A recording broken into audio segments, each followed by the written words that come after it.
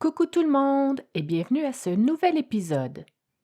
Aujourd'hui, comme c'est évidemment le cas de tous les infanticides, je vais vous parler d'une histoire très difficile à entendre. Cependant, celle-ci est, selon plusieurs, une coche au-dessus des autres, malheureusement. Toute la population, ainsi que le gouvernement du Québec, vont difficilement digérer cet horrible drame arrivé à Granby en 2019. Cette sombre histoire était même comparée, et avec raison, à celle très connue d'Aurore, l'enfant martyr. Comme vous le savez sans doute déjà, un interdit de publication empêchait alors les médias de nommer les protagonistes de cette histoire. J'en tiendrai donc compte dans mon récit, tout comme je me garderai d'évoquer tout ce qui se rapportera aux différents débats politiques en rapport avec ce drame, car je préfère me concentrer sur les autres aspects de ce récit. Pour les plus assidus d'entre vous qui me suivez régulièrement depuis mes débuts et qui ne me suivent pas encore sur mes réseaux sociaux, une annonce importante à ne pas manquer vous attend à la toute fin de cet épisode. Mon nom est Nini la Terreur et je suis impatiente de vous raconter cette nouvelle histoire. Vous êtes prêts? C'est parti! Il était une fois l'histoire de la petite fille de Granby. Le 29 avril 2019, aux alentours de midi, à la suite d'un appel passé au 911, le service de police de la ville de Granby sera appelé à se rendre à la résidence d'un couple et de leurs 3 enfants. Ils arriveront d'ailleurs sur place en même temps que l'équipe de paramédics dans une maison unifamiliale d'un quartier un peu en retrait du centre-ville de Granby. Une fillette âgée de 7 ans se trouvait alors dans un état critique. Elle était couchée sur le sol lorsque les ambulanciers sont arrivés sur place et elle sera rapidement transportée à l'hôpital le plus proche. Quelques heures après son admission, elle luttait toujours pour sa vie et les médecins qui la traitaient craignaient alors qu'elle ne succombe à ses blessures. En fait, elle venait de faire 2 arrêts cardiaques et était maintenant dans le coma. À ce moment-ci, tous, y compris le personnel médical au grand complet, ignoraient complètement la nature de ses blessures ou de ce qui aurait bien pu mener à celle-ci. Ce sera grâce à l'intuition d'une policière qui trouvait cette situation plutôt louche et les blessures de cette fillette plus que graves qu'une enquête sera immédiatement ouverte et sera confiée au service des crimes contre la personne de la Sûreté du Québec. Les lieux seront rapidement délimités par du ruban jaune et les enquêteurs prendront le relais. Bien sûr, ils ne dévoileront pas immédiatement les informations qu'ils trouveront concernant la nature des blessures ni des circonstances dans lesquelles cette fillette venait d'être envoyée aux urgences. Un large périmètre de sécurité sera établi autour de la propriété et des policiers feront le guet pendant des heures dans le but évident de protéger la scène. Des techniciens du service de l'identité judiciaire de la Sûreté du Québec, accompagnés d'un enquêteur, se rendront rapidement sur place en soirée où ils passeront ensuite la propriété au peigne fin. Il est important de préciser que cet enfant était bien connu de la Direction de la protection de la jeunesse, et ce, depuis son plus jeune âge. D'ailleurs, le dernier signalement à son sujet datait de seulement quelques jours. Selon certains témoignages recueillis dans le voisinage cette journée-là, cette famille semblait mener une vie plutôt discrète. Au moment du drame, il s'agissait d'une famille recomposée, dont le père avec ses 2 enfants, un petit garçon de 5 ans et la fillette de 7 ans, et de sa conjointe avec son garçon de 14 ans.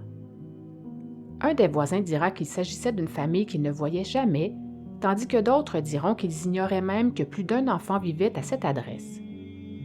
Un dernier ajoutera qu'il voyait bien les 2 autres enfants sortir dehors de temps en temps, mais jamais cette petite fille qu'ils venaient tous de voir partir en ambulance. Le décès. Malheureusement, ce sera le lendemain de son arrivée à l'hôpital que le décès de la petite fille de Granby sera annoncé.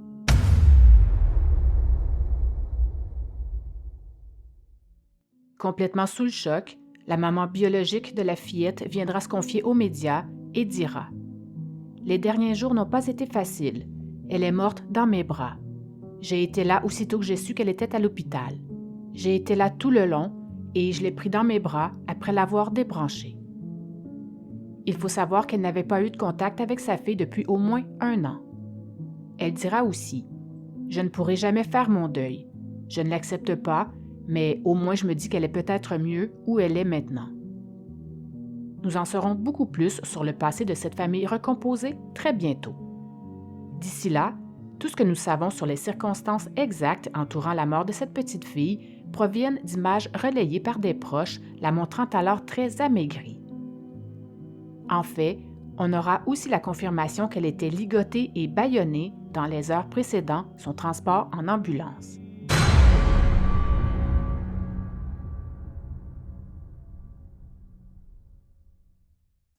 Ces informations auraient été recueillies à la suite de divers témoignages à l'effet que l'enfant avait tenté de fuir le domicile familial dans la nuit précédant le drame. D'autres témoins diront également qu'elle aurait aussi fait plusieurs autres fugues auparavant et aurait même déjà été aperçue fouillant dans les poubelles pour y trouver de la nourriture, mais pas que. En fait, elle se faisait régulièrement frapper au visage et à la tête, était envoyée à l'école avec des vêtements souillés, était forcée d'uriner par terre et de manger des légumes moisis. Quelle tristesse!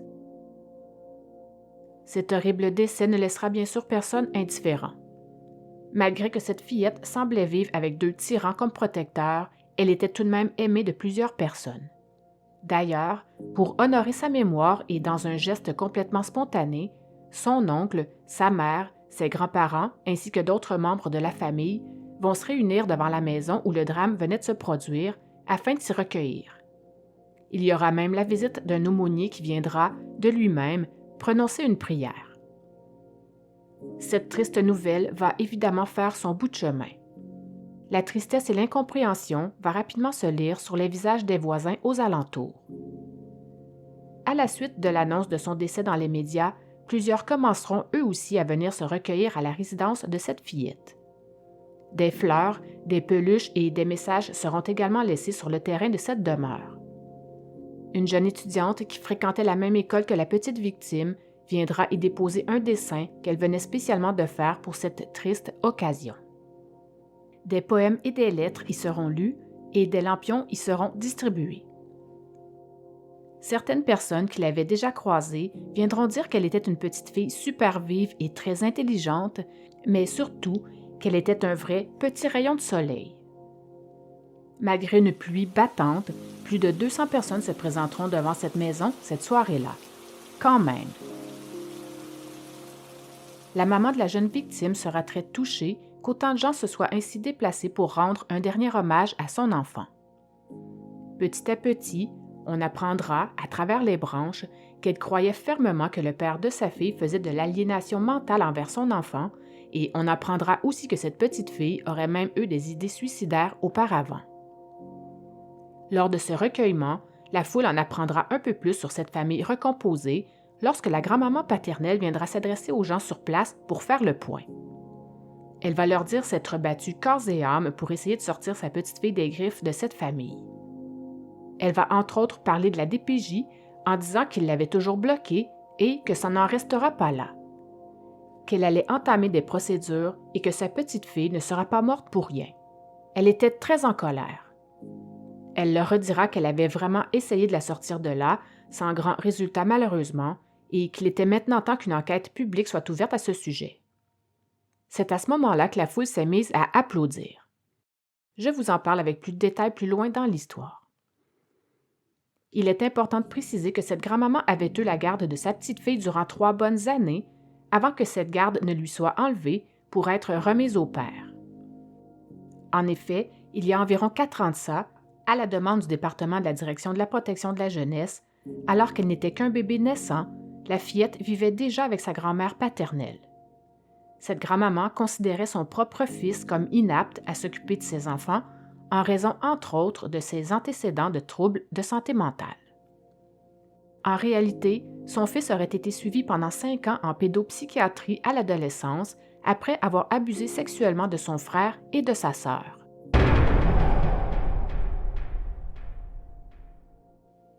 En fait, il n'avait que 9 ans quand cet événement est arrivé. Sa mère l'avait alors surpris dans la salle de bain avec sa petite sœur, en train de lui faire des attouchements. Lorsque c'est arrivé, la grand-mère avait installé une alarme sur la porte de chambre de son fils afin d'être prévenue de ses allées et venues. Cependant, son fils recommencera à l'âge de 12 ans et cette fois ses parents feront un signalement à la DPJ qui lui recommanderont son placement en famille d'accueil. Son père sera d'accord avec cette solution, mais sa mère s'y opposera. elle décidera plutôt de lui bâtir une chambre au sous-sol, toujours avec un système d'alarme qui cette fois se déclenchera lorsque son fils remontera à l'étage. Viendront ensuite d'autres suivis avec des professionnels ainsi qu'une thérapie familiale. Enfin bref, elle s'occupait de la petite depuis sa naissance à la suite d'une demande de la DPJ. Quelques années plus tard, lorsque son garçon prendra la décision de la reprendre avec lui, la grand-maman ne sera évidemment pas du tout d'accord, mais malgré ses nombreuses inquiétudes, la DPJ n'a pas voulu modifier sa décision. Malgré ses nombreuses réticences, elle n'avait donc plus le choix de coopérer. Ce qu'il est important de savoir pour l'instant, c'est que depuis l'âge de 3 ans, cet enfant est retourné vivre chez son père et sa nouvelle conjointe. Sa nouvelle vie s'est ensuite construite autour de disputes familiales, d'alcool et de violence. Je vous laisse écouter un extrait de la grand-maman expliquant à une journaliste de quelle manière le père s'y était pris pour avoir son enfant, alors que c'est elle qui devait avoir la garde jusqu'à la majorité de la petite. Lui, il m'est arrivé puis il m'a dit une journée, il dit « Maman, j'ai trouvé le moyen de récupérer mes enfants, je te garantis que la DPJ va faire ce que je lui dis de faire. » Puis, je peux vous dire une chose, l'intervenante a changé radicalement à partir de ce moment-là. Qu'est-ce que vous voulez dire? C'est que juste avant, elle disait qu'elle ne pourrait jamais confier l'enfant au père, qu'il serait toujours un danger pour les enfants. Puis après qu'il m'a dit ça, il va être un très bon papa, je le vois, je le sens, puis tout ça. Puis elle était rendue bien, comme on dit, friendly avec le père et la belle-mère. Puis vous croyez pas à ça? Ben, je connais quand même mon fils, là. Vous le décrivez comme un manipulateur dans l'article de Katia Gagnon? Oui. C'est le manipulateur pervers narcissique là, qu'on appelle, là. J'ai lu beaucoup de définitions là-dessus, là, puis ça le décrit parfaitement. Donc, est-ce que vous pensez qu'il a manipulé la DPJ? Oui, j'en suis persuadé. Un maudit bon gars. Il manipulait carrément la DPJ pour avoir la garde de son enfant. Du coup, à cause de plusieurs mauvais jugements de la part de différents professionnels, cette fillette venait carrément d'être lâchée dans la gueule du loup. Cette petite martyre n'avait donc pas le choix de vivre et de grandir dans cet environnement hyper difficile, entouré de nombreuses disputes conjugales, mais aussi de troubles mentaux dont semblait souffrir son père, ainsi que de leurs problèmes de consommation.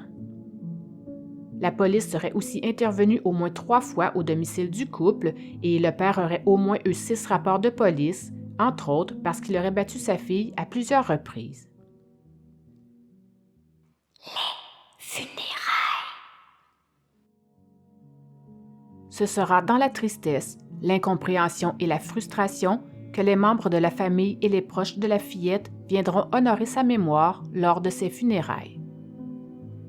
Cet horrible drame fera naître un énorme élan de générosité de la part de nombreux commerçants des alentours. Ils vont se mobiliser pour offrir gratuitement des funérailles à cette jeune victime. Le complexe funéraire Le Sieur offrira, pour sa part, la prise en charge de l'organisation, sans frais, du salon et des funérailles qui se dérouleront à l'église Saint-Eugène quelques jours plus tard. Une autre personne décidera également d'offrir gratuitement un monument funéraire pour cet enfant. Un entrepreneur en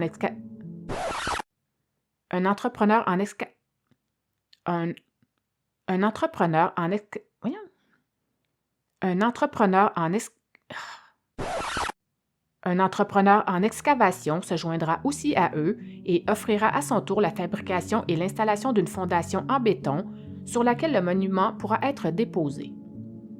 Et pour finir, un des responsables de l'église et du cimetière de Granby offrira quant à lui un lot pour l'enterrement. Malgré que tout le Québec pleurait alors la mort de cette petite fille de Granby, la famille va tout de même exprimer le souhait d'avoir quelques moments en privé lors des funérailles. Cependant, les Québécois qui le voudront pourront tout de même venir offrir leurs condoléances à différents moments dans la journée, soit en après-midi ou bien en soirée, avant le service funèbre. Plus de 600 personnes, que ce soit de la ville de Granby ou d'ailleurs, viendront se recueillir lors de ces obsèques. Plusieurs autres, qui ne pouvaient pas être sur place cette journée-là, installeront plutôt des peluches devant leur habitation, question de lui rendre un dernier hommage à leur façon. Nombre d'entre eux ressortiront de ces funérailles les larmes aux yeux et le cœur gros. À la fin de cette triste cérémonie, le prêtre va alors inviter les gens de l'assistance à repartir avec l'une des nombreuses peluches décorant l'église et, simplement pour donner au suivant, leur demandera de la remettre à un enfant du voisinage qui saura l'apprécier. Le cortège funéraire s'est ensuite dirigé vers la sortie tout en chantant « C'est à ton tour de te laisser parler d'amour ». Puis, les funérailles se termineront sur l'envol d'une colombe. Plus tard, une partie de ses cendres sera enterrée sur un terrain familial où un arbre y sera ensuite planté en sa mémoire. Arrestation.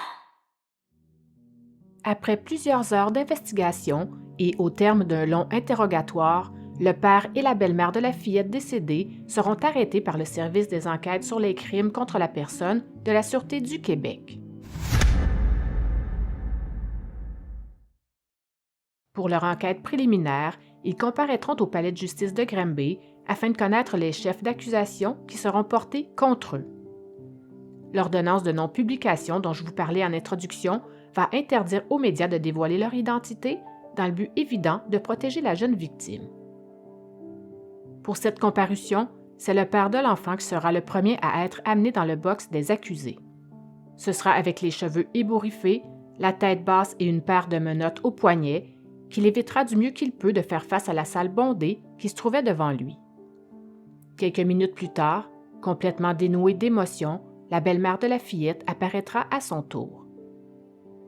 Éventuellement, ce père de famille de 30 ans pourrait faire face à une accusation de séquestration, tandis que sa conjointe de 35 ans pourrait elle aussi faire face à une accusation de séquestration, ainsi que d'une autre de voies de fait grave. D'autres accusations pourraient tout de même s'ajouter en cours de procédure, comme peut-être négligence criminelle causant la mort et ou meurtre au premier degré, car même s'il ne semble pas y avoir eu préméditation, le Code criminel stipule, à l'article 231, que la mort d'une personne causée dans le contexte d'une séquestration peut être assimilée à un meurtre au premier degré. Ce couple maudit pourrait alors être exposé à la peine la plus sévère du Code criminel canadien, soit la prison à vie, sans possibilité de libération conditionnelle avant 25 ans.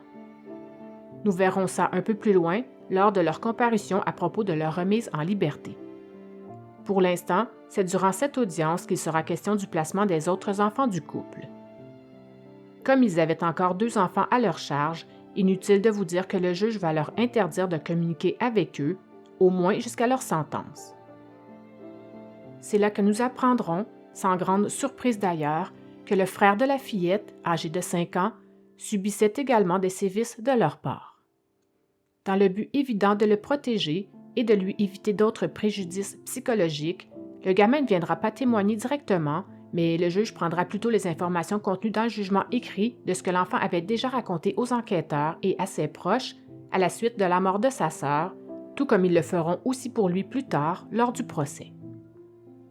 Comme il avait, tout comme sa sœur, vécu des sévices et avait également souvent été un témoin important concernant les agressions arrivées à sa grande sœur, que ce soit de la part de son père ou de la part de sa belle-mère, il commencera par dire aux enquêteurs qu'il était très fâché contre son papa.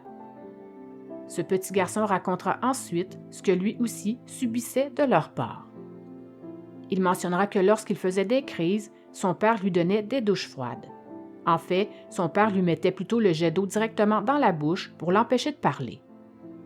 Il dira aussi que lui et sa sœur avaient souvent été bâillonnés et aussi s'être tous les deux fait taper sur la gueule par leur papa et aussi qu'ils étaient régulièrement attachés à leur lit à l'aide de la ceinture rouge de leur père.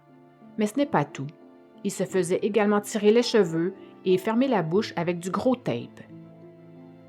Bien que la DPJ ait été sévèrement blâmée dans toute cette sombre histoire, le juge acceptera tout de même que cet organisme trouve une place au jeune frère de la victime dans une famille d'accueil supervisée.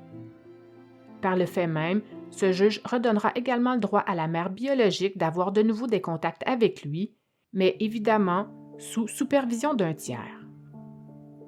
Le juge fera d'ailleurs l'éloge de cette femme en disant qu'elle était partie de loin, avec un manque flagrant de capacité parentale, mais qu'elle avait tout de même su aller chercher l'aide dont elle avait besoin pour s'en sortir et qu'elle avait fourni des efforts considérables pour s'améliorer, de sorte qu'elle prenait maintenant soin adéquatement de ses 3 autres enfants.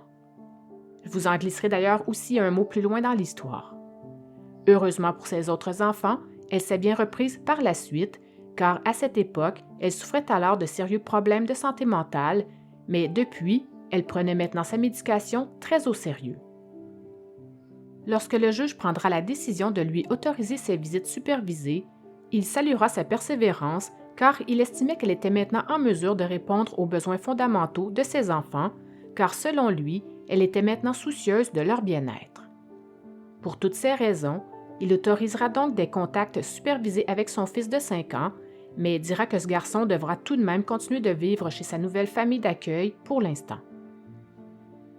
Comme le tribunal semblait considérer cette mère comme étant une personne fiable, le juge était d'avis qu'elle pourrait éventuellement représenter une force positive et significative pour son fils. Il dira que comme cet enfant était déjà très écorché par la vie, ce sera donc à son rythme à lui que les choses pourront évoluer par la suite. Mais d'ici là, question de lui assurer une bonne stabilité, le magistrat va prolonger son placement dans cette famille d'accueil pour 6 mois. Les contacts avec le père et sa conjointe lui seront évidemment interdits. Pour ce qui est de l'enfant de 14 ans, le fils de la belle-mère qui habitait également avec eux au moment du drame, il fera plutôt l'objet d'un jugement séparé. Le juge dira que cet enfant semblait mieux s'en tirer car il progressait bien à l'école, qu'il avait un réseau social développé et de bons amis. Il ordonnera donc qu'il demeure dans son nouveau foyer d'accueil où il faisait alors l'objet de bons soins. Maintenant, avant d'aller plus loin dans ce récit, je propose que nous regardions d'un peu plus près le passé plutôt trouble de cette famille soi-disant sans histoire. Le passé.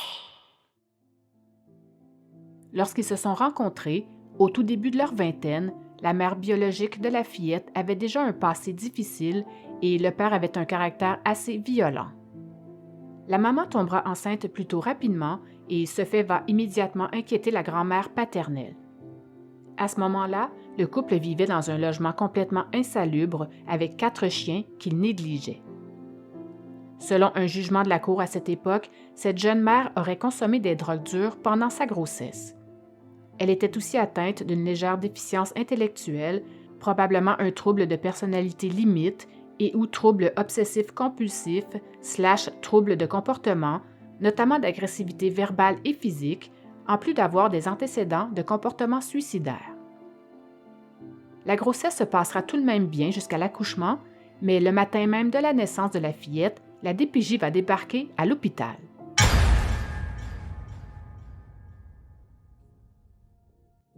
En fait, certains gestes et ou certaines choses seraient arrivées durant leur court laps de temps au centre hospitalier et auraient inquiété les médecins qui ont ensuite, d'eux-mêmes, alerté la DPJ. Je ne connais malheureusement pas les détails de ces gestes déterminants. À leur sortie de l'hôpital, ils vont tous aller habiter chez les grands-parents de l'enfant qui venait de naître, car la garde du bébé, né prématurément, sera d'abord confiée au père, mais à la seule condition qu'il demeure chez ses parents avec l'enfant, le temps que la DPJ statue sur leur cas. Cependant, bien que la petite restait sous la garde du père, la grand-mère supervisait tout de même leurs échanges durant cette cohabitation, car son fils était incapable de surveiller adéquatement sa fille et l'aurait même déjà laissée seule à la maison peu après sa naissance. Il refusait même de se lever la nuit pour la faire boire. Quand sa mère va lui mentionner qu'un bébé naissant avait besoin de boire, il va lui dire que c'était lui le père, qu'il était en position d'autorité et qu'il fallait que sa petite apprenne à faire ses nuits quand on la couchait. What the fuck? Ce nouveau papa aurait également posé des gestes violents envers sa propre mère. C'est donc une très bonne chose qu'un mois plus tard, soit le 24 janvier 2012, le tribunal décide de confier officiellement la garde de l'enfant à la grand-mère.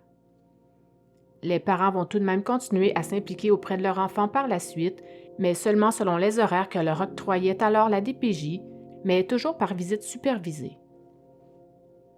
Pour faire court, ce sera donc seulement 3 jours après sa naissance, à la suite de circonstances nébuleuses lors de l'accouchement, que la petite viendra habiter avec ses grands-parents et restera avec eux durant 44 mois, avant que la DPJ ne décide que le père était maintenant prêt à la reprendre avec lui.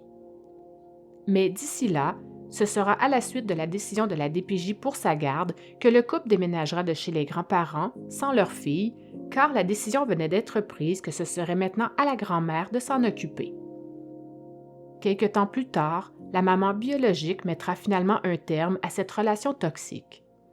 Elle se réfugiera alors chez son beau-frère et c'est à ce moment-là qu'elle apprendra qu'elle était enceinte de son deuxième enfant. Toutefois, comme elle était maintenant en couple avec ce beau-frère, un test de paternité sera effectué pour savoir lequel des deux frérots était le géniteur de ce petit. Il s'avérera que le père biologique de ce petit garçon était bien le même papa que la fillette. D'ailleurs, pour info, c'est avec ce beau-frère que la mère de la fillette aura 3 autres enfants. Ils finiront par se séparer quelques années plus tard, mais se partageront leur garde de façon très civilisée et correcte par la suite. Justement, voyons maintenant un autre petit bout d'histoire de la maman de la fillette. Plusieurs pensaient à tort que cette maman se foutait complètement de sa fille. Bien sûr, lorsque le drame est arrivé, 1 an s'était tout de même passé depuis la dernière fois qu'elle l'avait vue. Cependant, nous verrons que ce n'était pas du tout le cas. Durant les 4 années où le père aura la garde de sa fille, la maman n'aura le droit de la voir qu'un samedi sur 2 durant 1h30 seulement. Elle verra donc, petit à petit, son enfant dépérir sous ses yeux. Lors de ces visites, cette maman devait à chaque fois prendre une quarantaine de minutes pour rassurer sa fille qui avait très peur d'être abandonnée, pour lui garantir que tout allait finir par se placer et mieux aller. Durant ces trop courtes visites, elle voyait bien le regard vide de son enfant, en plus de sa souffrance et du fait qu'elle la voyait carrément dépérir. Son poids chutait et elle n'y pouvait rien. Mais ce n'est pas tout. Pour chacune des visites, un rapport était envoyé au père par un surveillant provenant de la DPJ, toujours sur place lors des visites de la maman. Quand le père apprenait que sa fille avait un peu trop parlé durant la visite, l'enfant était battu. Du coup, les fois suivantes, elle ne racontait plus rien à sa mère pour ne plus recevoir de claques au retour. D'ailleurs, à ce propos, 5 mois avant sa mort, lorsque des policiers ont dû intervenir pour une Xème fois auprès de cette famille, la petite leur avait alors dit que son papa lui avait répété plusieurs fois que ce qui se passait à la maison restait à la maison. Elle était à ce moment-là chétive, mais plutôt bien articulée pour son âge. Elle avait alors refusé de leur dévoiler ce qui se passait au domicile familial.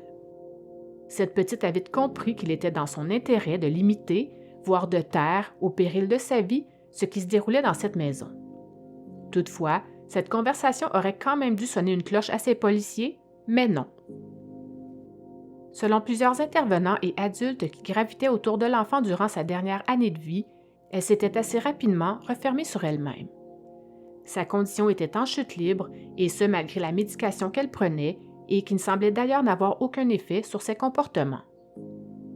La famille affirme que l'état de la fillette se dégradait au fil des mois, qu'elle devenait de plus en plus amaigrie, qu'elle présentait plusieurs ecchymoses ou brûlures de cigarettes et que son comportement devenait inquiétant. Avec l'aide de la grand-maman, la mère s'est d'ailleurs battue corps et âme pour que ces maltraitances cessent, mais en vain. Cette maman avait bien essayé de ravoir la garde de ses 2 enfants, mais le père lui mettait sans cesse des bâtons dans les roues. Manipulateur comme il était, il annulait constamment les rendez-vous qu'elle prenait et l'empêchait carrément de voir ses enfants par des stratagèmes sans aucun doute assez douteux. Écoutons cette fois la grand-maman expliquer à un journaliste pourquoi la DPJ ne les a jamais crus, elle et la mère biologique, mais plutôt lui, cet homme narcissique et manipulateur. Ils ont toujours écarté nos signalements. On a tout fait là, pour elle. On s'est battu. Corps et âme, bec et ongles, appelez ça comme vous voulez, la mère puis moi, pour essayer de sortir la petite de là. Que si jamais il ne voulait pas me la redonner à moi, qu'il l'envoie en famille d'accueil ailleurs, ça ne nous dérangeait pas. Elle serait mieux là que chez son père. On voyait tellement la petite dégradée. Puis, où est-ce que la mère, elle voyait la petite en visite, supervisée, puis que le père cancellait souvent ces visites-là. Il y a une fois, elle a été 3 mois sans pouvoir voir ses enfants. Le dernier coup, ça faisait au-dessus d'1 an qu'elle n'avait pas vu ses 2 enfants parce qu'il cancellait des visites. Il l'empêchait de la voir. La DPJ avait autorisé qu'il y ait une adresse confidentielle, puis un numéro de téléphone confidentiel, malgré que c'était lui qui en avait la garde, puis malgré que la mère elle avait le droit des contacts, tout ça. Il y a des jugements là-dessus. Puis on ne pouvait pas rejoindre la mère, le père. La mère a fait des appels à la DPJ pour que ça arrête. Elle a demandé à des avocats. On a passé en cours tout ça, puis ça n'a rien donné. Nos portes se sont fermées partout.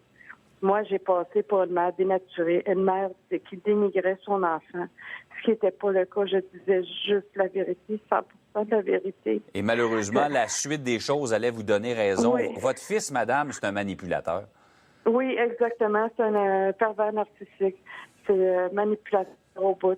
Il a manipulé la DPJ, il a manipulé la cour.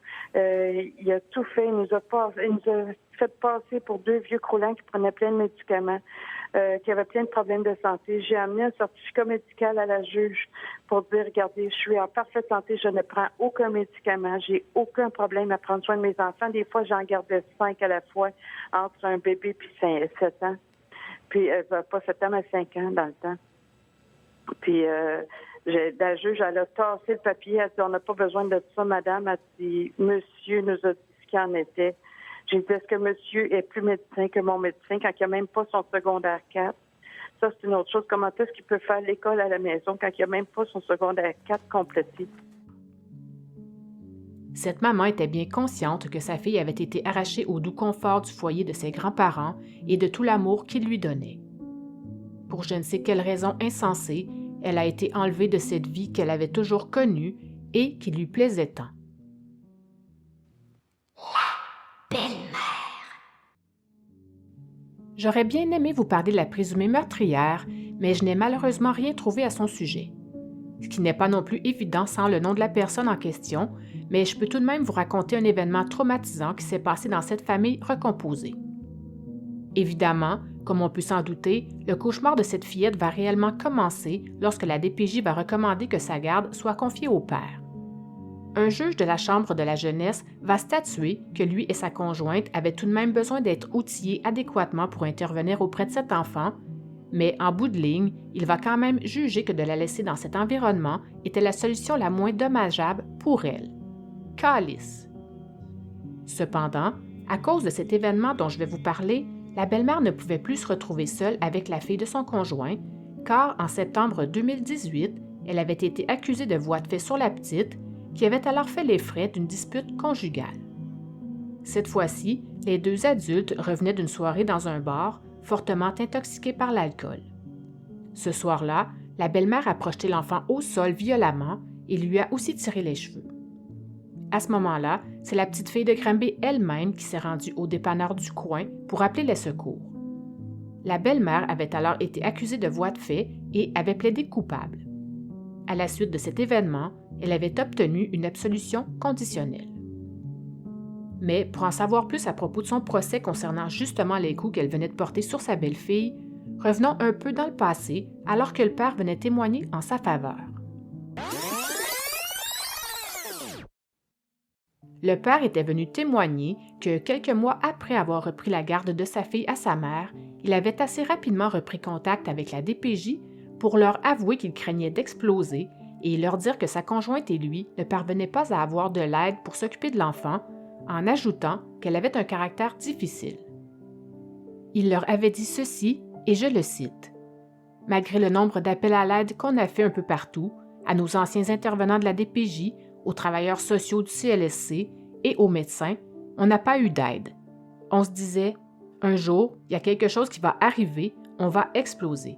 On n'est plus capable, on a besoin d'aide, mais on n'en a pas eu. » Le couple semblait déjà au bord de la crise de nerfs et avait de graves difficultés à s'occuper des 3 enfants qu'ils avaient à charge, en plus de la DPJ qui semblait avoir complètement cessé de les superviser. Lors de ce témoignage du père, qui n'aura duré qu'une quinzaine de minutes à peine, il aura répété 4 fois au juge que les gestes de violence que sa conjointe avait posés sur sa fille auraient très bien pu être faits par lui. Il va dire n'avoir que de vagues souvenirs de cette soirée parce qu'il était en boisson lui aussi. Il admettra également qu'ils étaient tous les deux excédés par le caractère difficile de la fillette, alors âgée de 6 ans. il expliquera qu'elle avait régulièrement de grosses crises et des comportements d'automutilation et qu'elle pouvait même parfois prendre ses selles et les étendre sur les murs. Malgré le fait qu'elle n'aura pas de casier judiciaire concernant cet événement, le juge va tout de même lui interdire d'avoir des contacts avec la fille de son conjoint. De ce fait, à la suite de cette décision, le papa a dû quitter le domicile familial avec son enfant. En fait, il avait maintenant besoin plus que jamais de la supervision de la DPJ et surtout de son accord pour pouvoir revenir à la maison rejoindre sa conjointe. Comme on le sait maintenant, il avait eu beaucoup de mal à obtenir cette aide de leur part. Donc, si je résume bien, ce couple maudit n'arrivait plus à s'occuper de cette fillette ensemble et le juge va les séparer pour que le père s'occupe maintenant seul d'elle alors qu'il n'y arrivait déjà pas à deux. Bravo la justice! La belle-mère viendra clore cette audience en admettant que même si sa belle-fille était une enfant difficile, ce qui s'était passé était dur pour son orgueil parce qu'elle aurait dû être à la hauteur, mais qu'elle ne l'avait pas été. Il faut savoir que quelques mois avant de passer cette audition devant le juge, ils avaient tous les deux pris la sage décision de cesser leur consommation d'alcool. Le papa dira plus tard que le comportement de sa fille s'était amélioré par la suite. Lors de son verdict, le juge sera plus clément avec la belle-mère, entre autres parce qu'elle n'avait aucun antécédent judiciaire et parce qu'elle obtenait maintenant du soutien d'organismes communautaires tels que les alcooliques anonymes. Il lui fera tout de même remarquer qu'il s'agissait là d'une peine exceptionnellement clémente, malgré le fait que les gestes de violence qu'elle avait commis à l'endroit de la fillette constituaient un facteur aggravant. Il lui dira, et je le cite, « Je tiens compte du fait que la vie n'est pas un long fleuve tranquille, mais surtout de votre reprise en main. Pour votre avenir et sans nuire à l'intérêt public, j'accepte de vous absoudre inconditionnellement, sans frais. » Disons qu'elle a eu bien de la chance cette fois. Finalement, quelque temps plus tard, à la suite de ses nombreuses demandes d'aide, un intervenant de la DPJ permettra au père de retourner à la maison avec sa fille, rejoindre le reste de la famille. À ce moment-là, l'enfant a alors obtenu une référence en psychiatrie. Lorsque la grand-maman va apprendre que cette belle-mère venait d'être arrêtée, elle va cette fois envoyer une lettre à la DPJ, au service de police, aux avocats au dossier et même au juge qui avait ordonné que la petite soit à la charge du père, pour leur dire qu'elle était prête à la reprendre plutôt que de la laisser là et de la voir dépérir à vue d'œil. La juge va lui dire que la seule solution qu'elle voyait était que la fillette reste avec son père. Fuck! Cette décision aurait pourtant pu, à elle seule, changer complètement le triste sort de la fillette. Voyant qu'elle et la mère biologique de l'enfant ne pouvaient rien faire, malgré leur acharnement à sortir cette petite de cet enfer, elles ont alors, en dernier recours, contacté la GRC ainsi que le gouverneur général. Oui. Mais, rebelote, les choses n'avanceront pas plus. Cette fois-ci, elles se feront répondre et, tenez-vous bien, arrêtez de nous achaler avec des niaiseries pareilles. Cette maman et cette grand-maman ne pouvaient pas en faire plus. Elles ne pouvaient même pas savoir à quelle adresse cette famille était logée, ni les rejoindre par téléphone, car tout avait été orchestré par la DPJ pour les empêcher de retrouver l'enfant. L'attention était alors portée sur les mauvaises personnes. Elles avaient tout essayé pour la sortir de cet enfer, mais en vain. La comparution. Lors d'une autre de leurs comparutions, cette fois à propos de leur remise en liberté, Monsieur est demeuré stoïque tout au long des procédures. Il baissait parfois la tête, mais surtout, il fixait fréquemment la mère biologique de sa fille, présente dans la salle pleine à craquer du palais de justice de Granby. Il est tout de même demeuré calme lors de ce bref témoignage visant à plaider sa cause en parlant d'une voix faible, dénuée d'émotion. Il sera alors accusé de séquestration, mais aussi d'une nouvelle accusation, dont celle d'avoir omis de fournir les choses nécessaires à la vie de sa fille et d'abandon d'enfant. Bref, de négligence criminelle ayant causé la mort. 2 chefs passibles de peine maximale de 5 ans chacun. Le juge va finalement refuser de le remettre en liberté lors de cette comparution, mais le père fera appel de cette décision et la Cour supérieure acceptera qu'il soit remis en liberté d'ici son procès sous caution.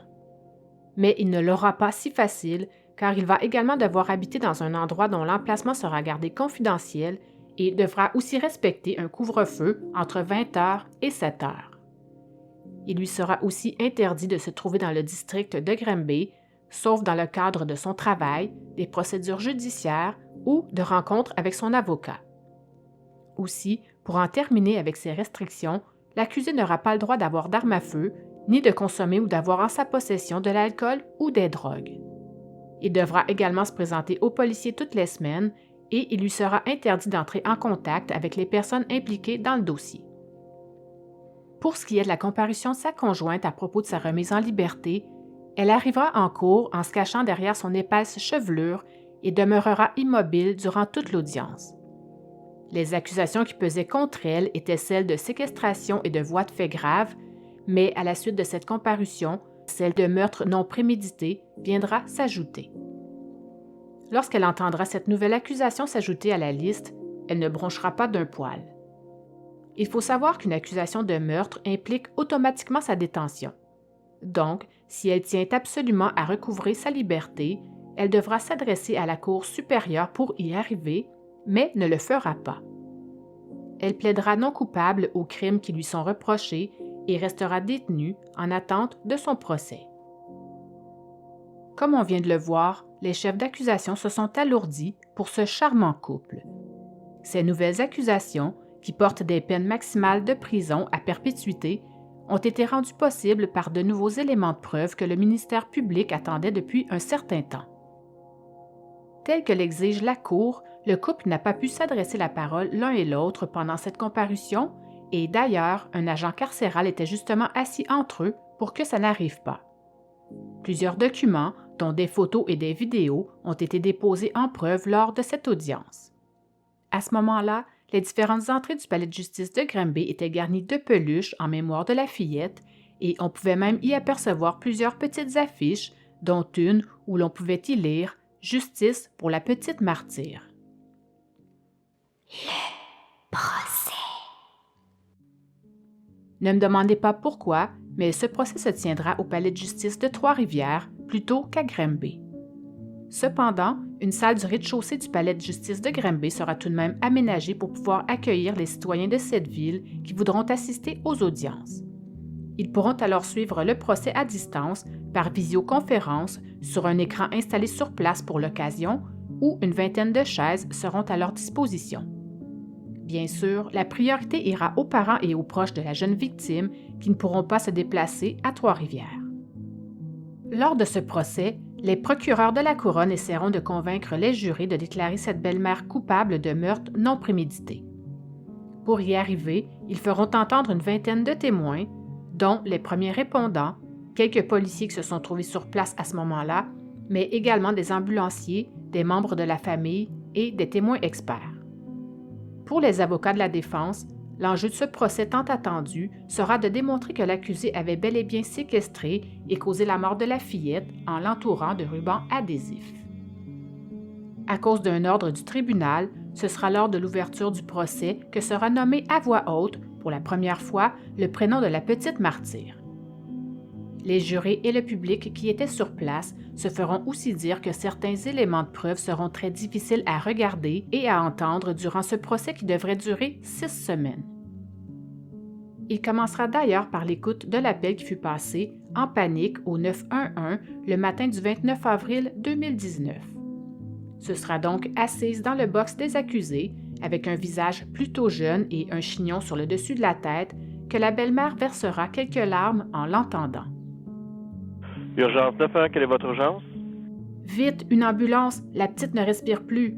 Son cœur ne bat plus. Elle est morte, mais je ne sais pas ça fait combien de temps. D'autres voix affolées se feront également entendre en background lors de cet enregistrement de moins de 5 minutes. L'opératrice au 911 demandera à l'homme au bout du fil si la trachée de l'enfant était obstruée par de la nourriture ou des vomissures. Toujours en panique, cet adulte lui répondra « Non, elle a manqué d'air. Je vais vous expliquer ça quand vous allez arriver. » Cet homme éclatera ensuite en sanglots à la fin de la conversation. Ce sera le lendemain matin de cet appel que la petite fille de Granby sera déclarée morte à l'hôpital. Après le bref récit de la répartitrice du 911, le jury sera amené à entendre le témoignage du policier arrivé en premier dans la maison où le drame s'est déroulé.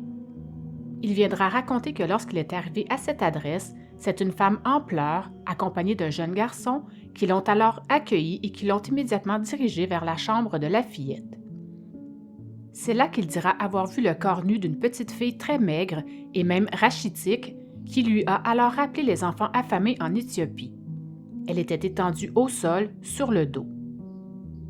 Il va dire qu'une personne, que l'on ne peut pas nommer malheureusement, animée d'un sentiment d'urgence et de détresse, tentait de ranimer l'enfant. Une des premières réflexions qu'il se fera sera qu'une intense chaleur se dégageait du corps de la petite, mais aussi dans la pièce où elle se trouvait. Il racontera au jury que la peau de la fillette était plissée, suintante et qu'elle avait des marques suspectes sur les avant-bras, les jambes et le bas-ventre, mais aussi qu'elle baignait dans un liquide qui lui semblait être des vomissures et ou de l'urine. Sur le plancher, à proximité de l'enfant, se trouvait également un amoncellement de rubans adhésifs. Il continuera son récit en disant que 2 paires de ciseaux se trouvaient près d'elle et que cet amas de matière plastique qui traînait là lui faisait penser à du scotch transparent. Il sera également étonné de l'aspect de la pièce. Il n'y avait presque pas de lumière et tous les meubles étaient empilés devant la fenêtre aux rideaux tirés. Une de ses collègues lui avait d'ailleurs dit avoir trouvé ça plutôt macabre comme environnement. Viendra ensuite un technicien en scène de crime. Il viendra dire avoir identifié un bon nombre d'objets d'intérêt dans cette maison familiale de Granby lors de ses fouilles et aussi avoir pris plusieurs photos pour mettre en image cette étrange scène.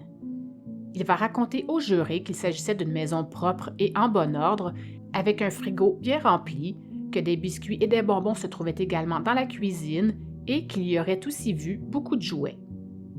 Il se fera tout de même la réflexion que le contraste entre la chambre à coucher de la fillette et les autres pièces de cette maison était tout de même assez frappant. Tout comme pour le témoignage du policier avant lui, il lui semblait que la chambre à coucher de la jeune victime avait l'air vide en comparaison avec le reste de la résidence. Tous les meubles de sa chambre avaient été empilés contre le mur où se trouvait la fenêtre, la bloquant en partie. Un petit lit rose d'enfant avait aussi été placé de côté sur le dessus d'un classeur et une chaise en bois avait été déposée par-dessus. Sur le plancher, il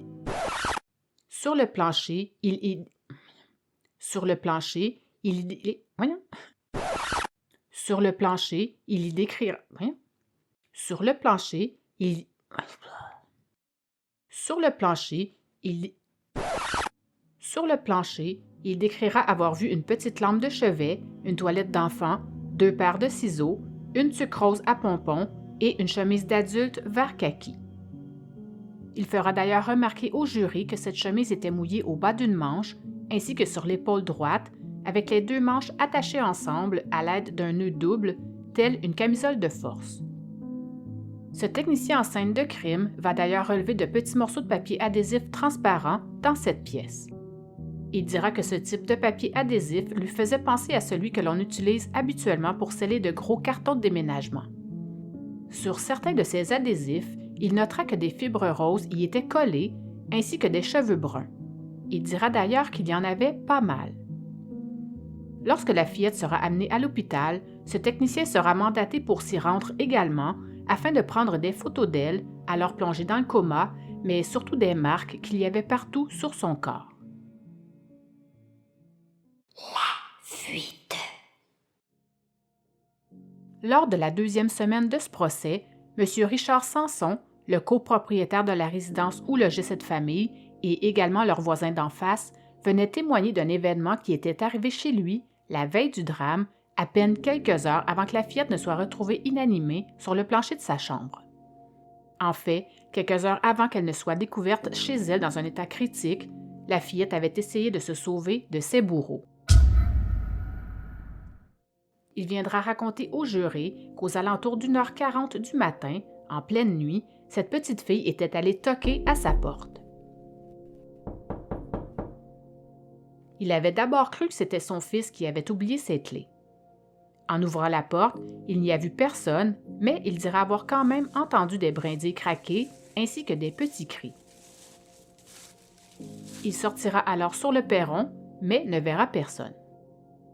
Quelques secondes plus tard, il entendra une voix tremblotante dans la nuit, comme si la personne qui l'entendait parler était fâchée ou frustrée.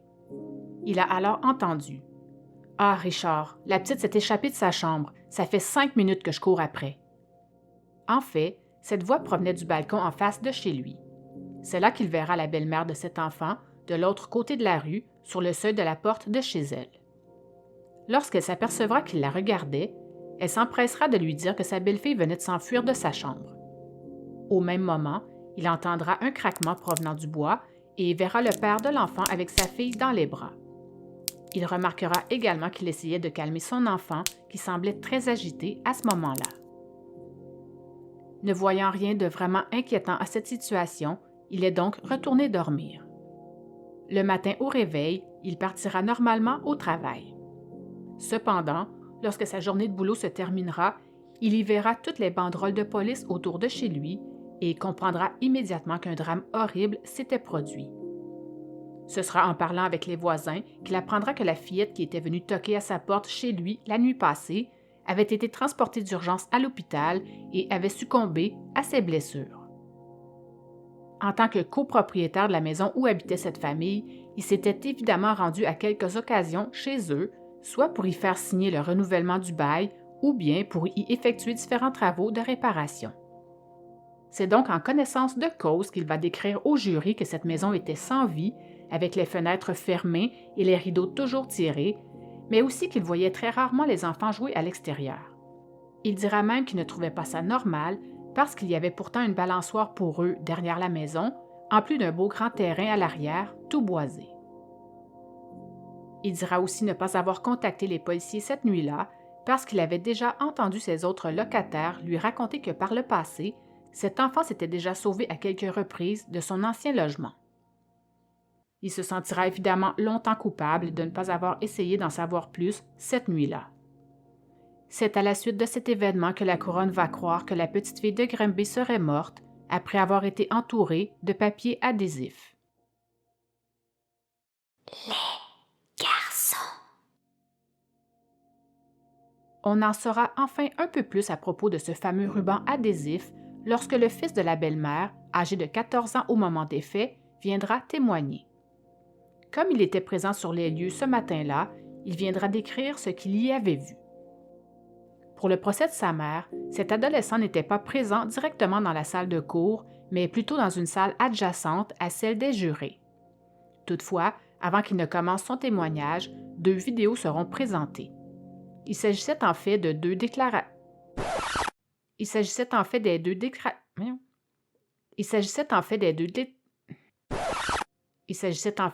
déclarations qui avaient été enregistrées moins de 5 heures après le drame lors de l'investigation des policiers. Dans ces vidéos, le jeune garçon commencera par dire qu'il était au sous-sol lorsque les secours sont arrivés et qu'il est vite accouru vers l'étage principal pour voir de quoi il s'agissait exactement. C'est là qu'il dira avoir aperçu sa demi-sœur alors complètement recouverte de ce fameux ruban adhésif transparent. Il dira d'ailleurs qu'elle en avait partout, même sur la bouche. Il mentionnera qu'il avait alors vu quelqu'un en train d'essayer de lui enlever avant que les policiers ne se rendent à sa chambre.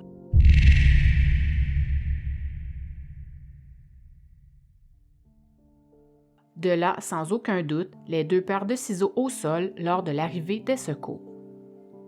C'est aussi là qu'il verra que sa demi-sœur avait en fait le visage figé et ne bougeait plus du tout. Il est important de préciser que lors de la première déclaration enregistrée qu'il a faite aux policiers, il leur avait tout d'abord mentionné qu'elle n'avait du ruban adhésif qu'aux bras et aux jambes et qu'il n'était pas serré. Cependant, quelques heures après, il a demandé à reparler à ces mêmes policiers pour se vider le cœur car il culpabilisait. Il leur dira avoir une information très importante à leur dire, soit celle qu'elle avait plutôt du ruban partout sur le corps, jusque sur la bouche, alors qu'on s'efforçait de le lui enlever. Il venait d'apaiser sa conscience. Il s'agit tout de même d'un détail d'une importance capitale. Cette omission de sa part était sans doute voulue à ce moment-là, dans le but de protéger ces gens qu'il aimait beaucoup. Il va néanmoins profiter de ce moment pour décrire sa mère comme étant une personne attentionnée et affectueuse et ajoutera même qu'elle était un bon exemple pour lui. Dans ces 2 enregistrements vidéo, Il dira également que sa demi-sœur était une petite fille vraiment spéciale, mais précisera que ce n'était pas dans le bon sens du terme. Il leur dira avoir parfois entendu sa mère et son beau-père dire qu'elle n'écoutait pas du tout les professeurs en classe, qu'elle faisait des crises, qu'elle frappait ses amis et qu'elle volait même les boîtes à lunch des autres élèves pour les manger. Selon lui, sa demi-frangine était dépendante de la nourriture. Il ira même jusqu'à dire que c'est tout ce qui lui importait dans la vie. D'après lui, elle utilisait toute son intelligence pour faire du mal. Brainwasher complètement le pauvre. Il continuera en disant « Elle est toute petite, elle a des petits bras, elle grossit pas. Tout ce qui grossit, c'est son bedon. » Il a raconté aux enquêteurs les dernières 24 heures avant que la petite ne soit retrouvée inanimée dans sa chambre. Selon lui, elle aurait tenté de s'échapper à au moins 4 reprises. Il rapportera qu'elle suppliait de sortir de sa chambre puisque ça faisait un bon moment qu'elle s'y trouvait et qu'elle voulait manger. Il dira que c'est à sa dernière tentative qu'elle s'est retrouvée enroulée de ruban adhésif. Il va leur dire qu'elle était fréquemment enfermée attelée dans sa chambre la nuit, justement parce qu'elle volait de la nourriture. En fait, elle y passait carrément le plus clair de ses journées et n'en sortait que pour des rares activités ou bien pour manger un peu. Sûrement les restant tout moisis. Ce sera à la suite de la dernière tentative de fugue de sa demi-sœur qu'il confirmera que ses bras et ses jambes ont été attachés avec du ruban collant. Ce sera à la suite de la dernière tentative de fugue de sa demi-sœur qui confirmera que ses bras et ses jambes ont été attachés avec du papier collant. Il terminera en disant qu'elle suppliait de se faire détacher, en promettant de se tenir tranquille, mais en vain. 2 ans plus tard, à la suite de la projection des 2 vidéos qui venaient d'être présentées au jury, et maintenant âgé de 16 ans, il viendra de nouveau témoigner, mais en personne cette fois. Cependant, l'adolescent répondra plutôt aux questions des avocats par visioconférence, toujours dans la salle adjacente à celle des jurés, afin d'éviter de se retrouver face à sa mère, qu'il n'a d'ailleurs pas revue depuis son arrestation. Ce sera d'une voix posée et calme qu'il commencera son témoignage en redisant que la dernière fois qu'il avait vu sa demi-sœur, elle avait du ruban adhésif partout sur son corps, y compris sur son visage et sur sa bouche, telle une momie. Il ajoutera que ce papier adhésif provenait d'un gros rouleau et qu'il n'arrivait pas à la voir à travers le tape parce qu'il y avait plusieurs épaisseurs. Il dira aussi que sa demi-sœur avait déjà dit être tannée d'être dans sa chambre et ne plus vouloir être dans cette famille, en répétant à plusieurs reprises qu'elle avait faim et voulait de la nourriture. Lorsqu'il sera ensuite interrogé par la couronne, il confirmera qu'il avait bel et bien vu du papier adhésif sur son nez, sa bouche, ses oreilles, ses yeux et ses cheveux. Le point le plus important de son témoignage sera lorsqu'il mentionnera qu'on lui avait demandé d'aller cacher le papier collant qui venait d'être retiré à la hâte de sa demi-sœur avant l'arrivée des secours.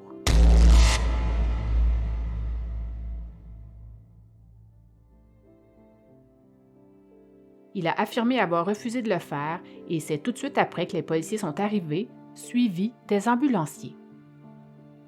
Ce sera maintenant au tour du frère biologique de la petite fille de Grimby, alors âgé de 7 ans, de venir témoigner. Tout comme pour son demi-frère avant lui, ce sera par le visionnement d'un enregistrement vidéo tourné quelques heures après le drame que les 14 jurés pourront l'entendre. Lors de cet enregistrement, l'enfant était assis sur l'un des 2 fauteuils du poste de police de Grimby.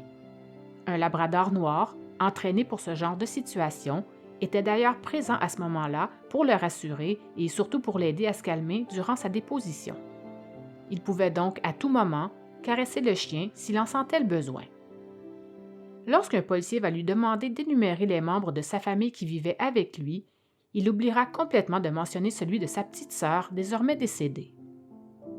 Le policier reviendra à la charge et cette fois il mentionnera son nom tout en lui précisant qu'elle n'écoutait pas les consignes et faisait des grosses crises.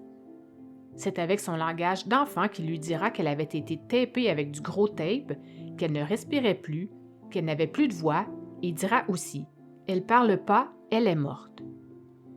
Il a raconté que ce matin-là, les policiers et les ambulanciers sont arrivés pour la réveiller, pour la guérir, pour qu'elle soit vivante. Il dira alors « Je l'aimais beaucoup, beaucoup ma sœur ». Il confirmera aussi certaines parties du témoignage de son demi-frère qui était passé avant lui dans le box des témoins, déclarant lui aussi que sa sœur avait été entourée de papier collant. Il dira tout d'abord qu'il y en avait plein.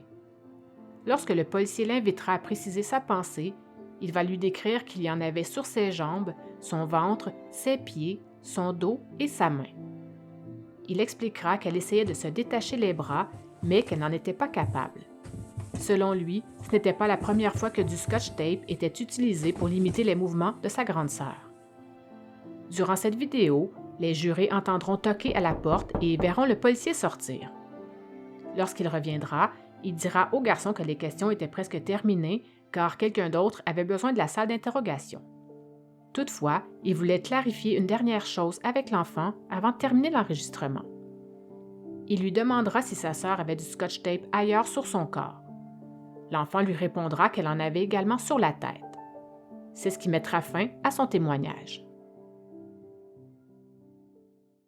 L'autopsie.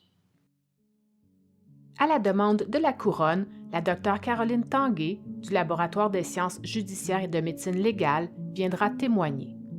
Cette pathologiste, qui a réalisé plus de 2200 autopsies dans sa carrière, conclura alors que la petite fille de Granby serait morte par suffocation. Elle viendra expliquer aux 14 membres du jury qu'elle avait aperçu plusieurs marques de petite taille sur le corps de la fillette. Elle leur dira que ces lésions étaient somme toute mineures, non spécifiques, mais qu'elle n'expliquait pas son décès. Elle va également leur dire avoir écarté une foule d'autres choses, telles que le fait que l'enfant n'avait pas de malformation cardiaque, pas de fracture du crâne, pas d'hémorragie au cerveau, ni maladie chronique. Bref, qu'il n'y avait aucune cause traumatique ou toxicologique pouvant expliquer sa mort, mais aussi que les traces de médicaments qui ont été relevées dans son sang étaient en quantité thérapeutique et correspondaient exactement aux prescriptions des médecins. Comme l'autopsie en tant que telle ne lui a pas permis de mettre le doigt sur la cause du décès à la suite de l'examen physique qu'elle a fait sur la fillette, elle expliquera que les règles du métier, dans ce genre de situation, veulent que le pathologiste doive alors se tourner vers les circonstances qui entourent l'affaire et procéder par élimination afin de mettre le doigt sur la cause du décès. Elle n'avait donc pas d'autre choix pour en tirer une conclusion. Elle s'est alors fiée aux divers renseignements qui lui avaient été fournis pour investiguer davantage sur la cause de ce décès. Elle était évidemment au courant que le corps de la petite était entouré de rubans adhésifs des pieds à la tête, obstruant son nez, sa bouche et son torse au moment de sa mort. Parce que du ruban sur le nez et la bouche va beaucoup plus rapidement causer la mort qu'une quantité quelconque de ruban autour du torse, elle va conclure à une mort par suffocation externe, en tenant pour acquis que les voies respiratoires étaient bloquées. L'autre hypothèse probable était que le ruban aurait aussi pu comprimer son torse et qu'à la longue, il aurait pu empêcher le corps de la fillette de faire le mouvement de va-et-vient requis pour respirer. Elle va quand même exclure qu'elle soit morte d'hypothermie, car si ça avait été le cas, elle aurait détecté un réchauffement très important sur son corps, causé par le ruban adhésif. Ce genre de cas a d'ailleurs déjà été vu chez des enfants oubliés dans une voiture l'été, ou encore soumis à des rituels de sudation par exemple. On se rappellera que les policiers et les ambulanciers avaient bien indiqué qu'en pénétrant dans la chambre de l'enfant, ils avaient constaté un mur de chaleur par rapport au reste de la maison. Aussi, selon eux, la fillette était très chaude et avait la peau moite. La pathologiste expliquera qu'il faut une température d'environ 43 degrés Celsius pour engendrer un décès, alors qu'environ 1 heure plus tard, à l'hôpital, la température de la fillette était de 34 degrés Celsius. Elle spécifiera qu'on ne peut pas perdre 8 degrés en 1 heure. C'est là qu'elle conclura à un décès par suffocation externe. Selon elle, certains décès par asphyxie ne laissent aucune trace sur le corps. Cette spécialiste abordera également un autre sujet lors de son témoignage. Elle dira au juré avoir été frappée par la petite taille de la fillette. Cette dernière ne pesait que 36 livres, soit 16,4 kilos pour les Européens qui me suivent, et leur dira qu'elle ne mesurait que 1,02 mètres lorsqu'elle est morte. Ce qui est bien sûr en dessous des courbes de croissance pour une enfant de son âge. Elle dira d'ailleurs qu'elle était très maigre du visage et des bras et que son retard pondéral était important. C'est à ce moment-là que les membres du jury ont pu regarder, difficilement d'ailleurs, des photos de la fillette prises par les policiers. Elle conclura son témoignage en disant qu'elle n'avait rien vu de spécifique dans le dossier médical de l'enfant qui pourrait expliquer sa petite taille et son petit poids. Lors de sa lecture du dossier de naissance de la petite, elle avait pourtant bien vu qu'elle était très petite lorsqu'elle est sortie du ventre de sa mère, mais surtout qu'elle avait ensuite rattrapé son retard de croissance et avait grandi normalement jusqu'en 2017. Elle notera que c'est à partir de cette période-là que l'enfant ne suivra plus ses courbes de croissance. Drôle de coïncidence, je trouve. L'accusé. Ce sera maintenant au tour de la belle-mère de venir témoigner pour sa propre défense. Selon la loi, aucun accusé n'est obligé de se rendre à la barre des témoins quand il s'agit de son propre procès. Elle a tout de même choisi de le faire et de venir y présenter sa version des faits. Ce sera donc habillée d'un veston noir et d'une chemise blanche que cette petite femme de maintenant 38 ans, qui fait plus jeune que son âge, avec son visage un peu enfantin et ses longs cheveux noirs, viendra témoigner. Ce sera évidemment la première fois qu'elle viendra s'exprimer publiquement, dans un français soigné, sur ce qui s'est réellement passé le matin du drame. « C'est à moi, c'est mon histoire, j'avais hâte », commencera-t-elle par dire d'une voix tremblante aux membres du jury. Ensuite, elle reconnaîtra avoir immobilisé sa belle-fille avec du ruban adhésif en spécifiant que c'était pour éviter qu'elle se sauve et se blesse, tout en précisant aussi n'en avoir jamais mis sur sa bouche ou sur son nez. Elle va préciser lui avoir ajouté du ruban adhésif autour de son torse, puis plus tard à la verticale, soit en partant de la tête jusqu'aux pieds, le matin du drame. Selon sa version, il y en avait déjà sur le visage de l'enfant, mais elle est formelle. Ce n'est pas elle qui l'a apposé à cet endroit. L'accusé relatera également que le jour précédent le drame, sa belle-fille avait tenté de quitter sa chambre par la fenêtre à plus d'une reprise, dont cette fameuse fois où elle est sortie entièrement nue, en pleine nuit, et dont le voisin était venu raconter les faits au jury. Le lendemain matin de cette difficile nuit, désemparée à la suite d'une nuit blanche mouvementée, elle dira alors avoir ajouté du ruban adhésif sur la fillette en disant que c'était la seule solution en attendant son rendez-vous chez le pédopsychiatre prévu le jour même en milieu d'après-midi. Elle ne voulait pas que l'enfant s'enfuie à nouveau et manque ce rendez-vous.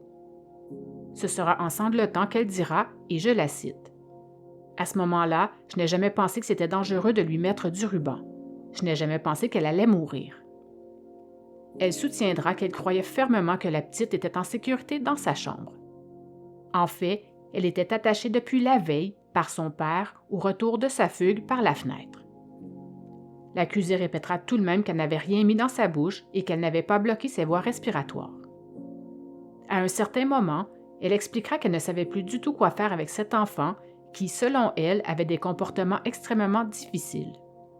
Elle dira qu'elle faisait de graves crises, criait durant des heures, urinait dans ses tiroirs et sur ses peluches, se gavait de nourriture, volait aussi les lunchs des autres enfants à l'école et même se mutilait. Elle terminera en disant qu'elle avait même été renvoyée de son école peu de temps avant sa mort. Pour conclure son témoignage, elle dira, et je la cite encore une fois, « Je le regrette. Je sais que c'est facile à dire. Si je pouvais revenir en arrière, je la déchirerais, ma chemise. Je m'excuse de tout ça. J'ai juste fait ça pour empêcher qu'elle se sauve. Je n'arrive pas encore à l'accepter. » Avant que se termine son témoignage, son avocat tentera de démontrer que sa cliente était au bout du rouleau, à bout de nerfs et complètement exaspérée par cette petite fille. Il viendra dire qu'elle avait tout de même souligné avoir eu de l'aide de sa famille, de ses amis et un soutien assez constant de la direction de la protection de la jeunesse. Il précisera que cette aide ne venait pas seulement du côté financier, mais aussi en conseil d'experts pour prendre soin de la fillette et des 2 autres enfants. Il dira que tout le monde cherchait des solutions pour la petite fille qui faisait de graves crises, se mutilait et avait des comportements dérangeants au point de se faire renvoyer de l'école. Pour je ne sais quelle raison, sans doute parce que le père était au travail, l'accusée a dû en prendre soin à temps plein. Ce serait ce qui aurait fait déborder le vase, car la tâche devenait plus lourde pour elle et elle aurait alors pris conscience de l'ampleur des problèmes de comportement de la petite. Malgré toute cette lourdeur, elle va quand même accepter de lui faire l'école à la maison. Elle sera ensuite contre-interrogée plus tard par le procureur de la Couronne. Lors de ce contre-interrogatoire, la Couronne tentera de faire ressortir toutes les occasions qu'elle aurait pu avoir d'enlever le ruban adhésif qui entourait l'enfant, au lieu d'en rajouter. Ce sera en présentant documents, textos et témoignages en preuve que la couronne démontrera que cette femme avait entouré sa belle-fille de rubans adhésifs le 29 avril 2019, causant sa mort. Elle viendra tout d'abord présenter une série de textos qui furent envoyés par la belle-mère au cours des heures précédant le drame. Texto troublant. Il s'agissait en fait d'extraits de messages textes recueillis de son cellulaire par un enquêteur spécialisé de la Division technologique de la Sûreté du Québec. Comme le nom du destinataire de ces messages ne peut pas être divulgué, nous l'appellerons Casablanca. Mais bon, on se doute quand même de qui il s'agit exactement. Un premier message texte sera envoyé par la belle-mère le matin même de l'appel qui fut passé au 911. Le premier texto, envoyé à 8h12, disait que la fillette était encore en train d'essayer de sortir de sa chambre en spécifiant qu'elle s'était détachée. Quelques minutes après, soit environ 3 heures avant l'appel qui sera passé au service des urgences, elle textera cette fois. « Bon, vu que tu ne me rappelles pas, je l'ai attaché bien comme il faut. » C'est là que les autres messages vont alors se succéder à un rythme plus rapide. Ils seront même envoyés avant que les réponses ne lui parviennent de son destinataire. À 8h58, elle écrira « Elle est très attachée. Elle fait son gros numéro. Elle se fout des 2 autres enfants. » Elle va ensuite, à 9h01, s'impatienter et cette fois écrire. Elle crie, elle pleure, elle essaie de se lever, mais elle ne peut pas. Jamais elle va arrêter. Tu sais qu'il y a urgence depuis hier et toi, tu ne prends pas le téléphone. Je suis plus capable. L'accusé finira par recevoir quelques réponses de Casablanca et y répondra par l'envoi d'autres messages, puis l'échange se terminera à 9h27. Nous en connaîtrons bien sûr la raison bientôt. Lorsqu'un enquêteur de la SQ viendra plus tard à la barre des témoins, il dira toutefois qu'il est possible que des messages aient pu être effacés et que les méthodes d'extraction de données n'aient pas permis de les récupérer. L'accusé va réitérer que lorsqu'elle a ajouté du ruban adhésif sur la fille de son conjoint, il y en avait déjà depuis la veille à la suite de sa fugue. Il aurait été mis là par une personne qui ne peut pas être nommée. Le papa, évidemment. Elle va reconnaître avoir fait une dizaine de tours de ruban adhésif autour du torse de l'enfant et plus tard 2 tours des pieds à la tête et va répéter qu'il n'y en avait pas sur le nez ni la bouche.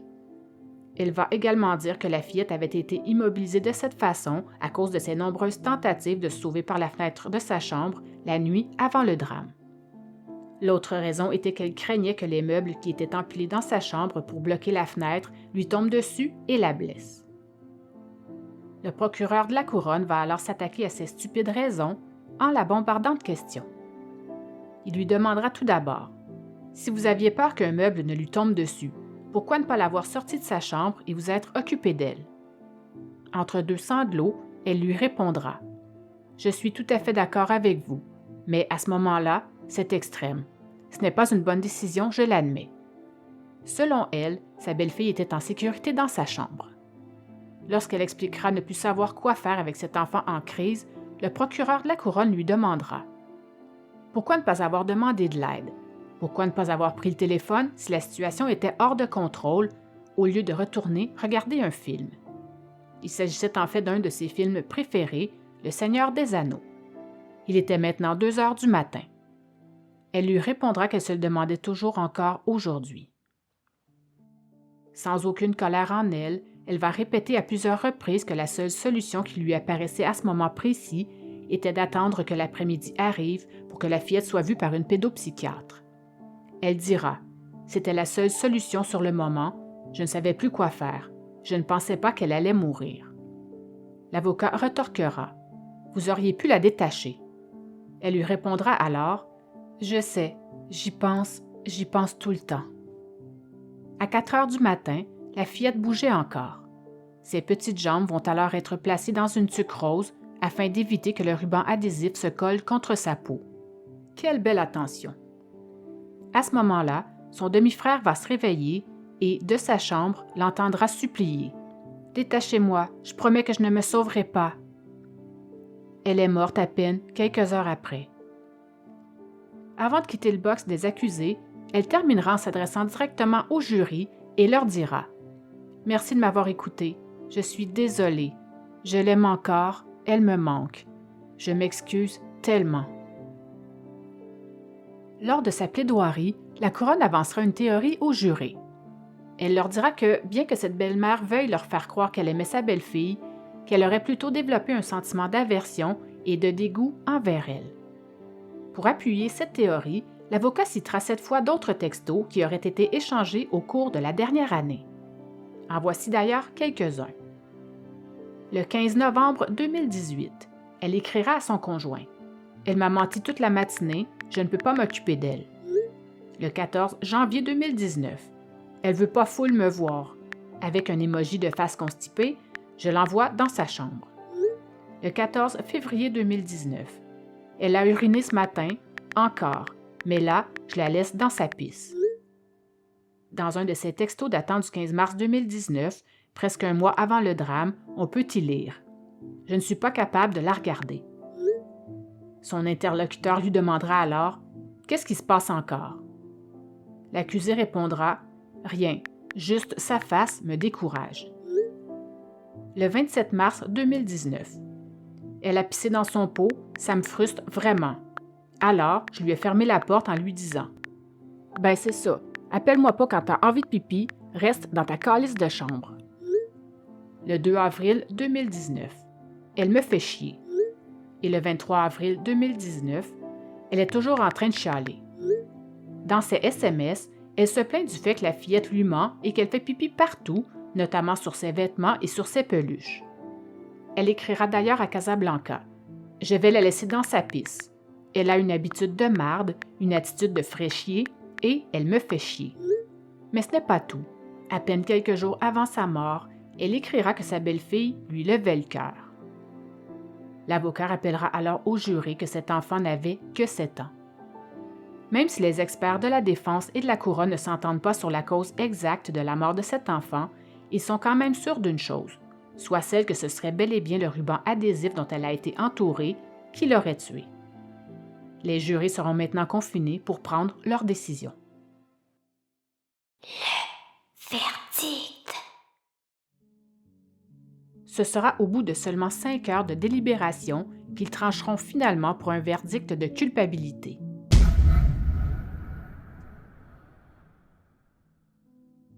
Celle dont on ne peut prononcer le nom sera reconnue coupable de séquestration et du meurtre non prémédité de cette petite fille de Granby. Les procureurs de la couronne se diront très satisfaits de ce verdict de culpabilité et diront n'avoir jamais vu de réponse aussi rapide de la part d'un jury de toute leur carrière. Ils seront donc plus que surpris, 4 ans plus tard, lors du verdict qui sera annoncé au procès de l'assassin de Guylaine Potvin, qui reste d'ailleurs toujours le record absolu de tous les temps au Québec. Souvenez-vous, les jurés n'avaient alors mis que 30 minutes pour condamner cet assassin. Mais revenons à nos moutons.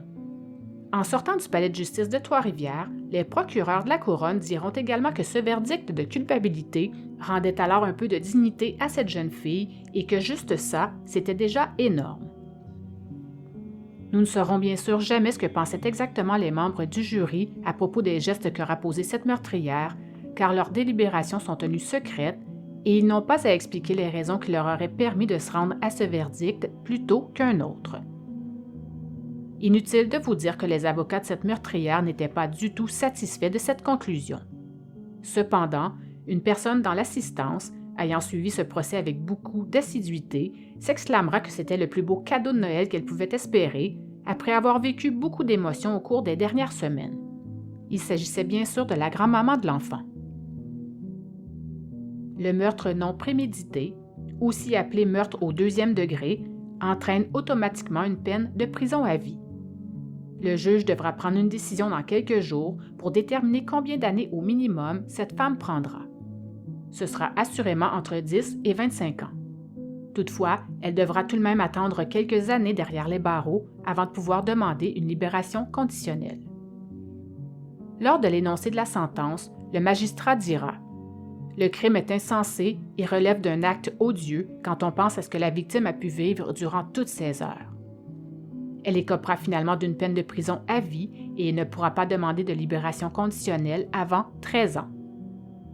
Toutefois, quelques facteurs atténuants vont jouer en sa faveur. Le juge expliquera que le risque de récidive de cette meurtrière était faible et qu'elle avait également le soutien de sa famille et de ses amis, en plus d'avoir aussi exprimé des regrets et des remords à plusieurs reprises qu'il a jugés sincères. Il terminera en disant que les textos troublants qu'elle avait envoyés le matin du drame démontraient bien sûr de l'animosité envers cette petite fille de Granby, mais aussi que ce drame lui montrait la détresse de quelqu'un qui était alors complètement dépassé par les événements. Voyons voir maintenant ce qui est arrivé au père de l'enfant concernant son procès. Volte-face.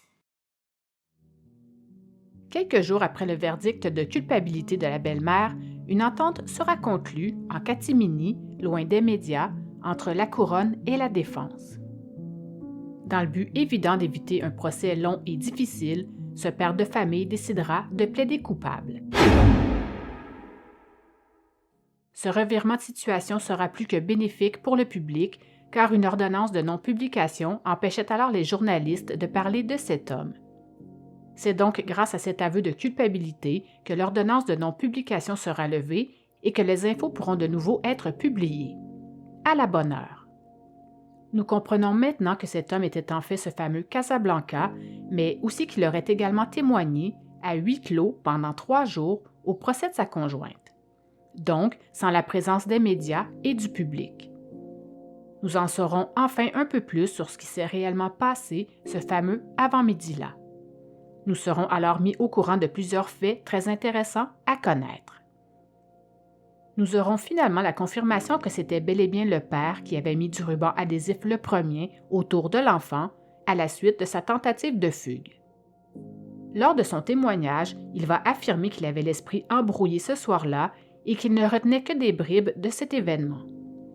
Il se rappelle bien que sa fille avait essayé de se sauver par la fenêtre de sa chambre à au moins 2 reprises et qu'elle avait finalement réussi à s'échapper complètement nue en pleine nuit pour aller toquer à la porte du voisin d'en face. Il va expliquer aux membres du jury que son enfant dormait habituellement sans vêtements car elle urinait et déféquait souvent dans sa chambre. C'est là aussi qu'il dira que les meubles étaient entassés devant les fenêtres car elle avait l'habitude de déplacer le mobilier. Il expliquera aussi qu'il avait installé une caméra dans cette pièce pour pouvoir mieux la surveiller. Weird. Lors de la fuite de la fillette, il était alors complètement hors de lui. D'ailleurs, lorsque sa conjointe est venue témoigner pour sa propre défense, elle avait dit au juré, et je la cite, « Il était frustré raide. Pour moi, il a disjoncté. Il n'y a pas d'autre mot. Il sacrait après moi et après la petite. » Il essaiera quand même, à sa façon, de diminuer les agissements de sa partenaire, le matin du drame, en disant que 2 fils se sont mal connectés cette journée-là dans la tête de sa conjointe, car en temps normal, elle n'agissait pas de cette façon. Quand il reviendra à la maison, avec sa fille sous le bras à la suite de sa fugue, il va lui enfiler une chemise d'adulte. Cette fameuse chemise kaki retrouvée à côté d'elle le jour du drame. Telle une camisole de force, il lui avait alors attaché les poignets ensemble. Il avait dit au juré qu'il s'agissait pour lui et sa conjointe d'une solution de dernier recours, alors qu'il était désespéré et qu'il ne savait plus du tout quoi faire avec elle. Une fois de retour dans la chambre de la petite, la chemise kaki bien attachée pour ne plus qu'elle bouge, la belle-mère va alors tenir les jambes de l'enfant pendant que le père va enrouler du ruban adhésif entre les coudes et les épaules de la fillette, mais aussi, plus tard dans la nuit, autour d'une tuque qui recouvrait ses chevilles. Il va dire ne pas avoir eu l'intention de lui faire du mal. Au petit matin, à son réveil, alors que les autres membres de la famille dormaient toujours, il va donner un médicament à sa fille, qui, selon lui, était dans un état normal à ce moment-là, et partira pour sa journée de travail. C'est une fois arrivé à son boulot qu'il va commencer à recevoir les fameux textos de son amoureuse, et ce sera à 9h27 précisément qu'il décidera de rentrer chez lui. Il arrivera vers 10h et il laissera tout d'abord un message sur la boîte vocale de la pédopsychiatre qu'il devait rencontrer dans l'après-midi. Il se rendra ensuite à la salle de bain où, de cette pièce, il entendra sa fille crier à tue-tête. Cependant, il n'ira toujours pas la voir parce qu'il avait l'habitude de ces crises. Il dira que sa conjointe était tout de même allée la voir quelques fois, question de vérifier qu'elle était toujours à l'intérieur de sa chambre. Quelques minutes plus tard, le père va répondre au retour d'appel du médecin spécialiste de la petite Et c'est à la fin de cet appel qu'il va enfin se diriger vers sa chambre. Il allait en fait lui proposer de venir manger et c'est en chemin qu'il va s'apercevoir qu'elle ne criait plus. C'est bien sûr en entrant qu'il constatera que son enfant ne bougeait plus du tout. Il était alors 11h30, soit 1h30 après qu'il soit revenu du boulot pour justement s'occuper d'elle. Il va vite constater qu'elle avait alors beaucoup plus de rubans adhésifs autour du corps que lorsqu'il était parti de chez lui pour son travail. Il s'empressera d'appeler le 911 en les suppliant d'arriver au plus vite pour sauver son enfant, en omettant bien sûr de leur mentionner qu'il avait pris du temps pour lui retirer tout ce ruban. Il dira aux membres du jury qu'il avait vu la couleur de la peau de sa fille changer. Pour lui, il était clair qu'elle était morte. My God, je trouve ça tellement effrayant. Malgré ça, il va tout de même essayer de la ramener. Il dira que l'arrivée de l'ambulance lui avait paru une éternité, en ajoutant que le temps n'existait plus à ce moment-là et que c'était un enfer. Le magistrat le condamnera alors à purger les 4 prochaines années en prison. Il écopera de cette peine d'incarcération pour avoir séquestré sa propre fille, peu avant qu'elle ne trouve la mort. Parce qu'il a plaidé coupable, les 2 autres chefs d'accusation qui pesaient contre lui n'ont finalement pas été déposés. Le père n'a pas voulu s'adresser au tribunal avant le prononcé de sa peine, mais le juge, lui, avait des choses à lui dire. Celles et ceux qui ont écouté mon épisode à propos de l'horrible drame arrivé à Guylaine Potvin, partie 3, se rappelleront que le juge François Huot n'avait pas du tout eu la langue dans sa poche. Comme c'est lui qui présidait aussi ce procès, il ne l'épargnera pas non plus de ses remontrances. Il décrira cette fois les gestes posés par ce papa d'inqualifiables et de méprisables, en ajoutant que son comportement le dégoûtait au plus haut point, mais qu'il dégoûtait aussi la quasi-totalité des Québécois. Ce juge n'en avait cependant pas encore terminé avec lui. Il continuera ses réprimandes en lui disant, et je le cite, « Je n'ai aucune forme de sympathie à votre égard. Comment avez-vous pu ligoter votre enfant de la sorte? Vous vous êtes comporté à l'égard de cette petite fille comme on ne le fait même pas avec un animal. Bon sang accusé, elle n'avait que 7 ans. » Il continuera, toujours sur le même ton méprisant, en lui disant « Et pourquoi avoir agi de la sorte? Parce que vous étiez incapable de vous opposer à votre conjointe, votre chérie d'amour? » Il lui dira qu'il avait eu un comportement de lâche et lui souhaitera un peu plus de courage pour les prochaines années, durant lesquelles il purgera sa peine de prison en côtoyant des hommes et non pas cette fois des petites filles mal nourries, âgées de 7 ans. Il terminera son discours en soulignant au père de l'enfant qu'il allait sortir de prison dans 4 ans et qu'il en aura alors fini avec la justice. Cependant, sa dernière réplique fera mal. Il dira, et je le cite une dernière fois, « Vous n'en aurez jamais fini avec l'image de votre fille, et ça, c'est votre véritable sentence. Ça va vous hanter longtemps. » Maudit que je l'aime, lui. Il prendra aussi un peu de temps pour expliquer la durée de la peine imposée à l'accusée, rappelant qu'elle ne portait que sur le seul chef d'accusation de séquestration et non sur tous les gestes répréhensibles qu'il pourrait avoir commis sur son enfant par le passé. Il précisera que, comme la période de prison normalement imposée pour ce crime est de quelques mois à 2 ans, que cette peine de presque 4 ans, qui lui était maintenant imposée, était bien au-delà de cette fourchette. Tant mieux.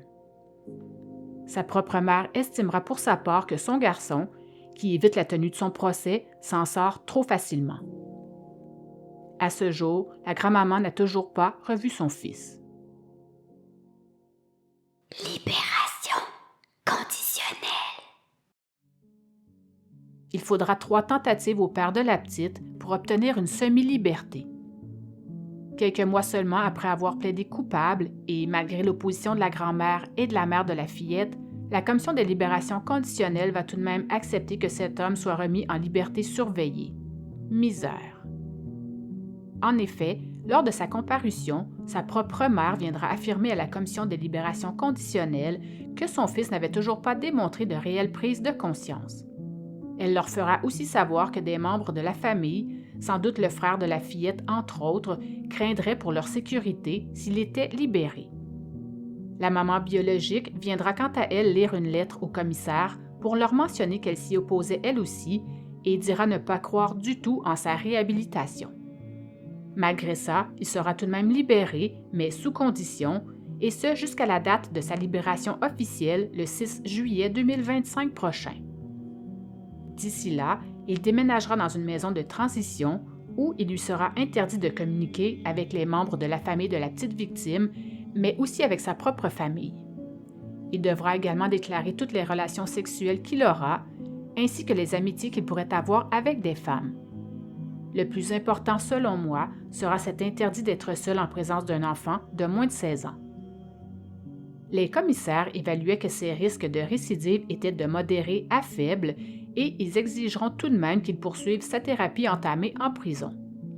Ils se fiaient surtout sur le fait que cet homme avait enfin exprimé des remords, chose qu'il n'avait pas fait jusqu'à maintenant. Ils souligneront, et je les cite, « Vous assumez maintenant une plus grande part de responsabilité dans les circonstances qui ont mené à l'événement tragique. Si, par le passé, vous aviez tendance à tenter de diluer l'ampleur et la nature de votre implication dans le drame, vous êtes aujourd'hui en mesure de reconnaître et de nommer certains de vos torts, dont le fait que vous avez manqué à votre obligation de protéger la victime. Vous avez exprimé des remords que la commission estime sincères. Souhaitons vraiment qu'il ne se trompe pas. » Contestation. 2 ans et demi après sa condamnation pour le meurtre de sa belle-fille, la meurtrière va décider de porter son verdict de culpabilité en appel, mais aussi contester sa peine de prison à perpétuité. En gros, elle demande un arrêt des procédures criminelles intentées contre elle ou bien un nouveau procès. En fait, elle déplore que plusieurs erreurs auraient été commises par les juges, mais aussi qu'une fouille abusive de ses textos incendiaires ait été déposée en preuve. Elle va dire que l'enquêteur qui a fouillé son cellulaire n'avait alors pas obtenu d'autorisation judiciaire pour le faire. Je vous tiendrai évidemment au courant des prochains développements. Conclusion. Concernant ce drame horrible, plusieurs personnes ont du sang sur les mains. Notons entre autres la DPJ, le juge qui a enlevé la garde à la grand-mère pour la remettre au père, la commission scolaire qui, elle aussi, a failli à sa tâche et n'a jamais cru le récit de la petite à propos des mauvais traitements qu'elle leur disait subir à la maison, mais également tous ces gens qui n'ont rien fait alors qu'ils la voyaient fouiller dans les poubelles pour trouver de la nourriture. Pendant 3 longues années, il y a eu des manquements à toutes les étapes de ce drame, et ce, malgré les nombreux appels à l'aide de la mère et de la grand-mère de la fillette. En plus de se faire refuser toutes les demandes d'aide, ces 2 femmes ont même eu droit à des jugements de la part de certaines autorités. La maman, pour sa part, a été traitée de folle par un officier de la DPJ, tandis que la grand-mère, qui a dénoncé son propre fils, s'est fait dire qu'elle nuisait à la cellule familiale. C'est n'importe quoi. Il y a eu Aurore, l'enfant martyr, et maintenant il y a la petite fille de Granby. Le Québec n'a pas à être fier. Un deuil national dont on se serait bien passé. Au revoir, petite Stéphanie. J'espère sincèrement que tu as enfin trouvé la paix où que tu sois. Voilà. J'espère que cet épisode vous a plu. Dernièrement, j'ai posté une courte vidéo sur mes réseaux sociaux, mais pour ceux qui n'y seraient pas encore abonnés, je dois vous annoncer une chose importante. Ça fait maintenant presque 2 ans que je fais ce podcast et je vous rassure, j'aime toujours autant ce que je fais et vous me le rendez bien. Cependant, le fait de m'être imposé un deadline, soit celui de sortir un épisode chaque 13 de chaque mois, m'apporte finalement beaucoup plus d'anxiété que je ne le pensais, malheureusement. Je vais donc devoir changer ça si je ne veux pas en souffrir. Je vous propose donc de fournir un gros effort pour sortir mes prochaines histoires le plus rapidement possible, mais il se peut que parfois le temps s'étire quelque peu avant la prochaine. S'il vous plaît, ne m'en tenez surtout pas rigueur. Je vous promets de faire du mieux que je peux. Vous pouvez aller dormir maintenant, mais si j'étais vous, je jetterais quand même un œil sous le lit et je crois que je dormirais bien scotché à ma nouvelle peluche pour cette nuit. On ne sait jamais. OK, bye!